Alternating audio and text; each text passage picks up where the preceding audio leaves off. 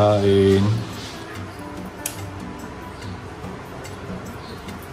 Okay oh. Tulala lang dyan. Gusto niyo pa mag-basking. Ayan oh. Kain na. Oh, ayan na.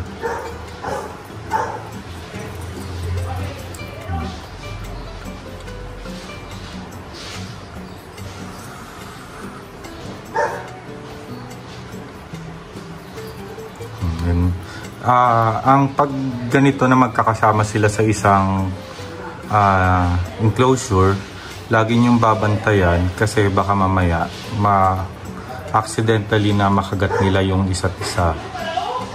Kasi as of now, hindi pa ako nakakakuha ng lagayan ng iba. Kaya pinagsama-sama ko muna sila. Kaya todo bantay ako sa pagpapakain sa kanila. Pero so far naman, hindi ko na-experience pa yung magkagatan sila. Takaw. Ubus yan mga kaswabs. Ubus yan. Sa dami kong nilagay, ubus lahat yan. Medyo nahihiya lang yung iba pa. Yung puti, matakaw yan. Nakala nyo lang hindi matakaw yan. Takaw-takaw yung puti na yan. Maski yung malaki, kinakain niya. Ayan. Ganda nung dark red natin mga kaswabs. Oh. Takaw.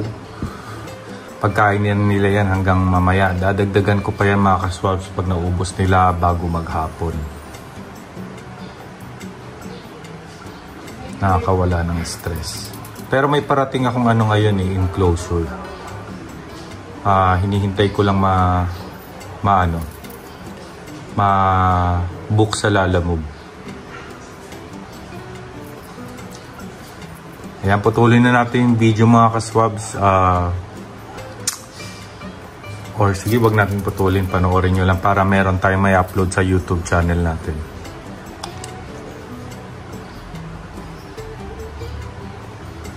Itong kulay puti, itong zero guys, matakaw yan pero sanay kasi siya ng sinusubuan. Ngayon, tinitrain ko siya kumain mag-isa. Nasanay kasi siya ng sinusubuan ko eh. Pero kailangan ko na silang i-train yung dalawang maliit na kusang kumain kasi hindi naman habang masusubuan ko sila.